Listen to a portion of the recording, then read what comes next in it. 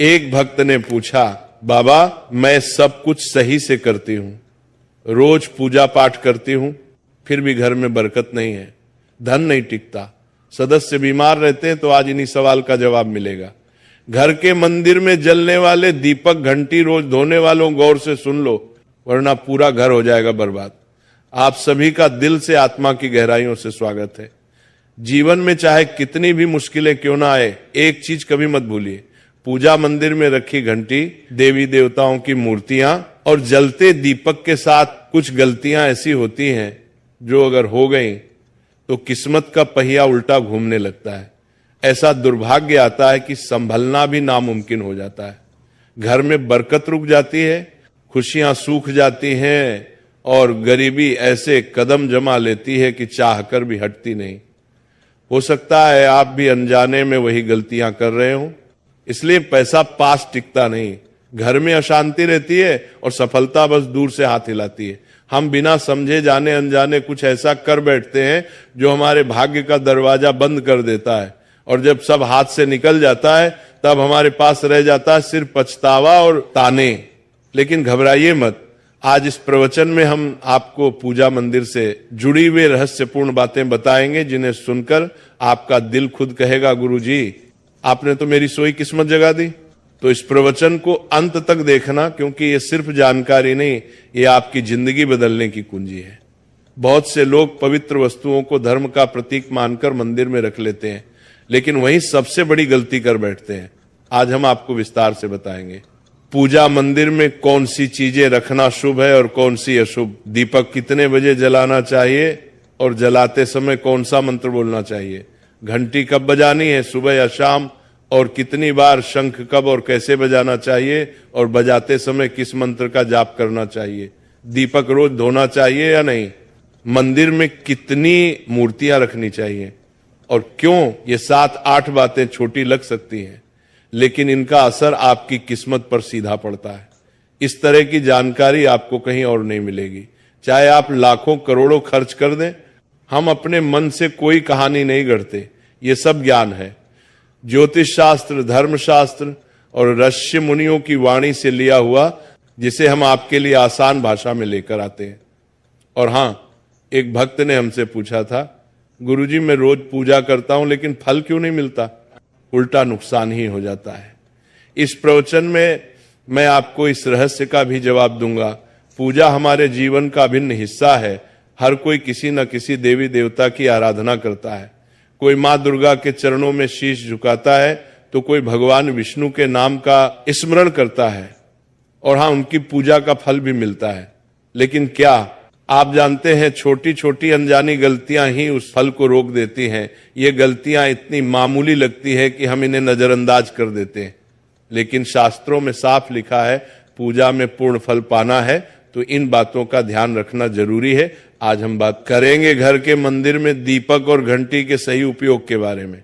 क्या दीपक को रोज धोना चाहिए या हफ्ते में 1-2 बार धातु का दिया हो तो कब और कैसे साफ करना चाहिए? मिट्टी के दीपक का सही समय और सही अवसर कौन से हैं? मंदिर में किस प्रकार की घंटी का उपयोग सबसे शुभ माना जाता है? घंटी कब बजानी है, कितनी बार बजानी, और क्या शाम की पूजा में घंटी बजाना उचित है? सबसे पहले बात करते हैं मिट्टी के दिए की।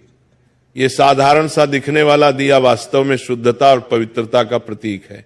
दिवाली हो, कोई धार्मिक पर्व हो या फिर कोई बड़ा अनुष्ठान, मिट्टी का दिया जलाने का अपना ही महत्व है।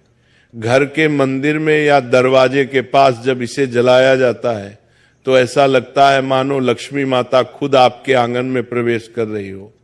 लेकिन ध्यान दीजिए, जब ये दिया मंदिर में रखा जाता है तो इसके नियम बदल जाते हैं। मिट्टी का दिया एक बार जलाने के बाद दोबारा मंदिर में नहीं रखना चाहिए। हर बार नया मिट्टी का दिया ही उपयोग करना शुभ माना गया है। ऐसा करने से वास्तु दोष दूर रहता है और घर में बरकत बनी रहती है। अब आगे इस प्रवचन में हम जानेंगे मंदिर की घंटी से जुड़े हुए रहस्य, जो शायद आपको पहले कभी नहीं बताए गए। अब आते हैं धातु के दियों पर। आपने देखा होगा कि लोग पीतल या तांबे के दिए इस्तेमाल करते हैं। ये न केवल सुंदर होते हैं बल्कि इनका धार्मिक महत्व भी अत्यंत गहरा है। लेकिन इन्हें सिर्फ जलाना काफी नहीं है, इनकी शुद्धि भी उतनी ही जरूरी है। इन्हें रोज धोकर खासकर गंगा जल से साफ करना चाहिए। गंगा जल से धोने पर दिया पवित्र हो जाता है और घर में सकारात्मक ऊर्जा चारों ओर फैल जाती है। अगर आप हफ्ते में केवल 1-2 बार इन्हें साफ करते हैं तो ये पूरी तरह से शुद्ध नहीं हो पाते, इसलिए इसे अपनी रोजाना की आदत बना ले। और अब आते हैं घर के मंदिर की घंटी पर। पीतल की घंटी की ध्वनि ऐसी होती है जो वातावरण की नकारात्मक ऊर्जा को तुरंत दूर कर देती है और सकारात्मकता का प्रवाह बढ़ा देती है। लेकिन इसे कभी भी दक्षिण दिशा में ना रखें, यह अशुभ माना जाता है। घंटी को हमेशा पूजा स्थल के पास या मंदिर के प्रवेश द्वार पर रखें। सबसे शुभ घंटी वह होती है जिस पर गरुड़ की नक्काशी हो, इसे गरुड़ घंटी कहते हैं और इसे अत्यंत पवित्र व फलदायक माना गया है।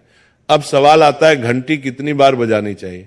भोग लगाते समय घंटी को 5 बार बजाएं। ऐसा करने से भगवान भोग को जल्दी स्वीकार करते हैं। पूजा के दौरान घंटी को जोर जोर से या लगातार नहीं बजाना चाहिए, सिर्फ 3 बार बजाना ही उचित है।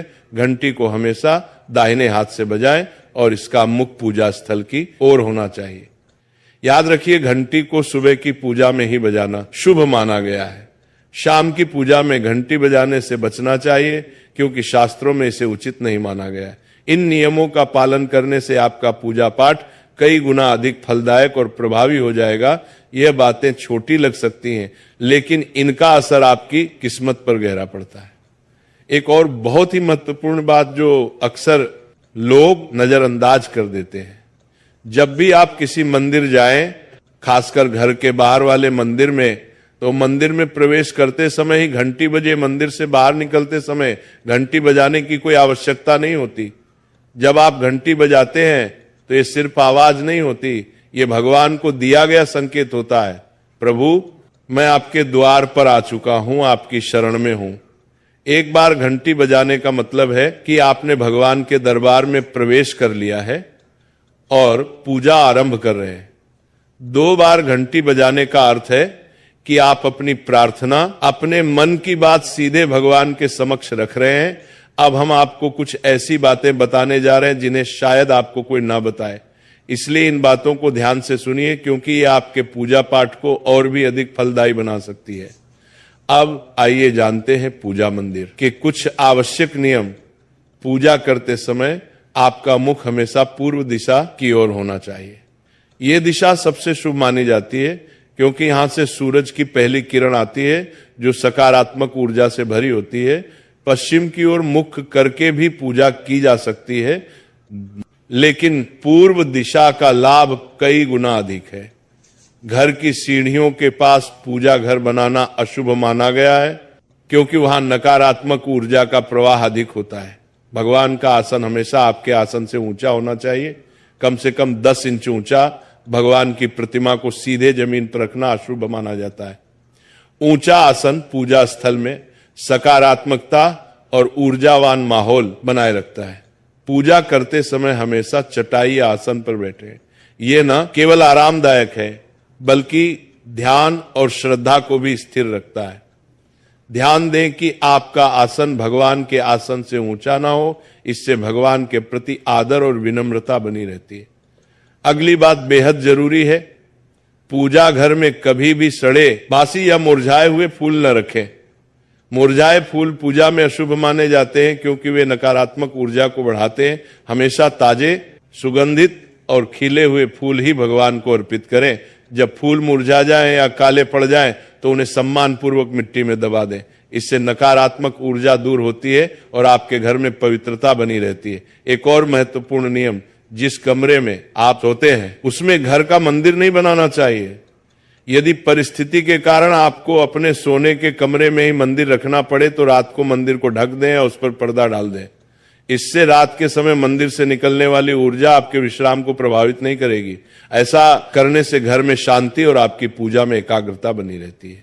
अब एक और विशेष बात, कभी भी काले कपड़े पहनकर पूजा न करें।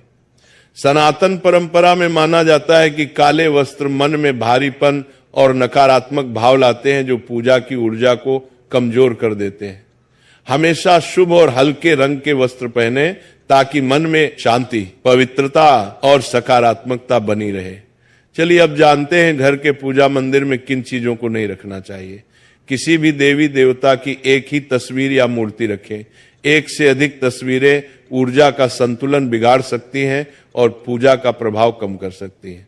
एक ही रूप को स्थान दें ताकि भगवान की ऊर्जा पूरे मन से आपके जीवन में प्रवाहित हो। घर में शिवलिंग रखना अत्यंत पवित्र माना जाता है, लेकिन इसे सही दिशा में रखें।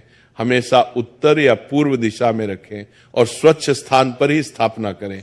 इसे शोरगुल या गंदे स्थान पर कभी ना रखें। भगवान की टूटी हुई मूर्तियां या फटी तस्वीरें पूजा स्थान से तुरंत हटा दें। टूटी मूर्ति पवित्रता को कम करती है और सकारात्मक ऊर्जा के प्रवाह में बाधा डालती है।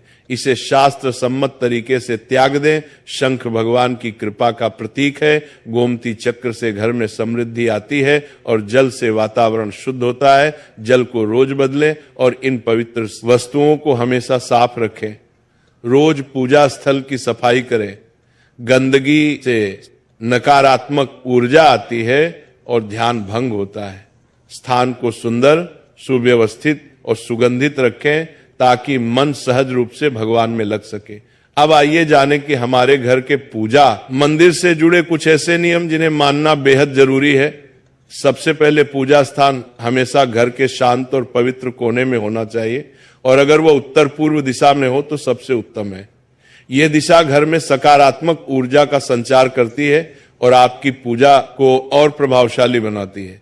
ध्यान रहे पूजा स्थल कभी बेडरूम या रसोई के पास ना हो। यह स्थान दैनिक कार्य और हलचल से भरे होते हैं जहां नकारात्मक ऊर्जा भी पनप सकती है। मंदिर के आसपास का वातावरण हमेशा साफ सुथरा और सुव्यवस्थित रखें ताकि आपका मन पूजा में एकाग्र हो सके। अब बात करते हैं दीपक और उनसे जुड़े महत्वपूर्ण नियमों की। दीपक जलाना सिर्फ एक परंपरा नहीं बल्कि ये भगवान के आशीर्वाद और कृपा का प्रकाश है जो आपके घर और जीवन में उजाला भर देता है।